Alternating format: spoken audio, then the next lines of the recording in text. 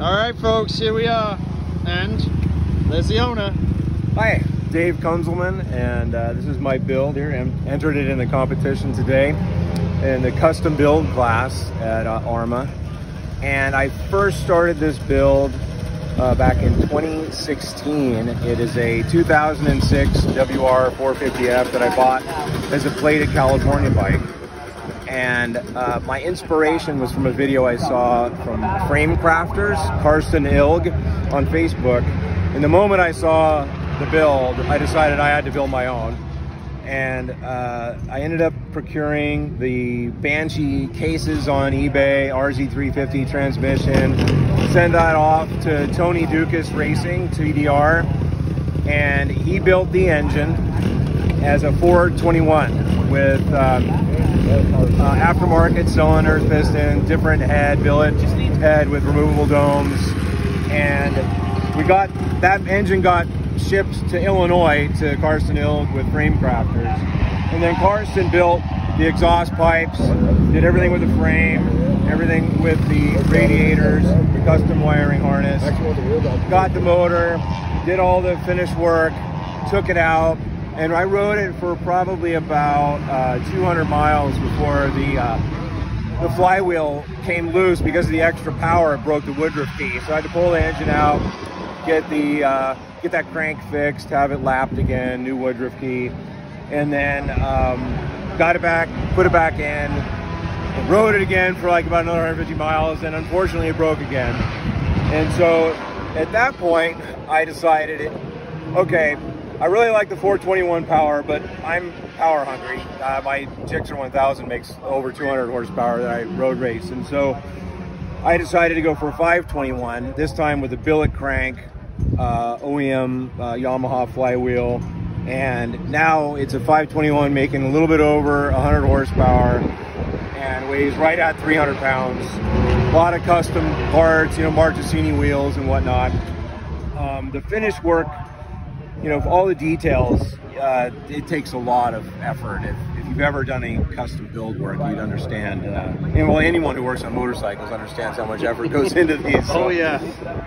Yeah, so finally got it all together, and I've taken it out a few times with the 521, and it's ripping fast. It's you know, over 100 horse and 300 pounds. It's a really good power to weight ratio. Tons of fun. And when you get on the pipe, the front end just really wants to loft right away as soon as it comes on the pipe. So we got the specialty cage on the frame. Yes. Do you want to talk about that, Dave?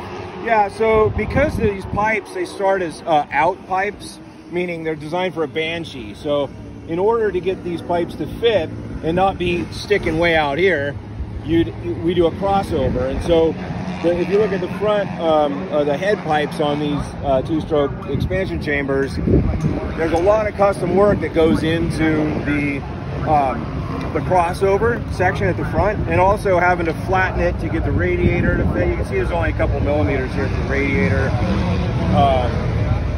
The pods here actually touch the pipe. I mean, it's extremely tight tolerances for this, and so I didn't want a chance mashing the pipes, even just having the thing falling over. And so I ended up having to build cages that are they fit perfectly on there. It's like the bolts thread directly in, precision workmanship, and it protects the pipes, and the whole frame and the cages are powder coated black, and the swing arm as well. What do you do with it on the street, apart from naughty things? Well, you know, a lot of wheelies. I did have it as a 421. I brought it to Thunder Hill and I took it out there, and it's a weapon even on the racetrack. You know, the power to weight ratio is there, and it handles really well. I have the suspension set up for Supermoto, much stiffer settings for, you know, so you can really push it hard and not have it, you know, move around on you too much. So and then it's got the 17s with sticky tires, and so it performs really well on the street. What have you done with forks and shock? Anything, or are those largely stock? It's completely revalved for Supermoto, and then the forks I ended up upgrading to the Triple S forks, which are a much better fork. The 06 that had and the WR chassis had the prior version of the forks, which just aren't as good as the Triple S. So I went with the Triple S and had those revalved. So even that was a swap, you know, through eBay to get better forks. And sure. Yeah. Yep. And then gearing, what are you running? Oh yeah, so the gearing is actually really quite tall because of the horsepower. So you can keep the front end somewhat on the ground. I think right now I'm at 17, like 41. Okay. So it's really quite tall gearing. Yeah. Do you know what your RPM is when you're 60, 70 miles an hour with that gearing?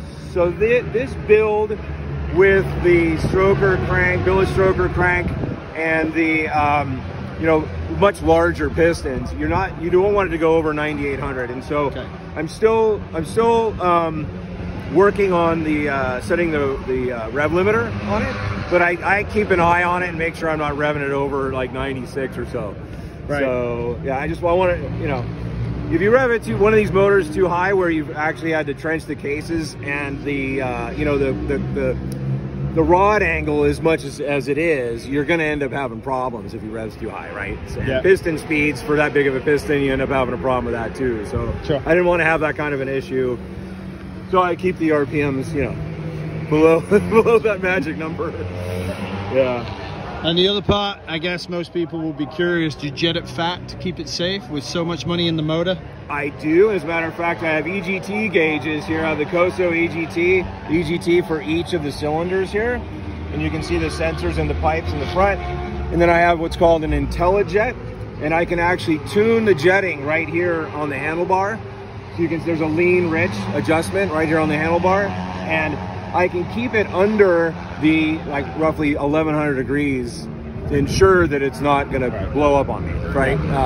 Because, as you know, two strokes, the air density, coolness of the air, that all shifts to, you know, morning, afternoon, evening. So you want to be able to tune it for the conditions. So I wanted to make sure I was able to do that as well. Last question. Yes. With that tiny tank, what's your range? 4 miles? I actually have a large tank for it for longer street rides that has an extra gallon, and then and I actually have a bigger wider seat for longer rides as well. This is just kind of an around town tank for showing it because it looks better. The big tank's really bulbous, doesn't look good. So okay, yeah, perfect, Dave. Well, thanks very much for the time and an amazing build. Incredible to see. I'm sure everybody's going to love it. Thanks, Dave. Appreciate it. You're welcome. Yeah. There's the bungee cord. Keep the damn foot peg out the way. All right, Dave. Hit it.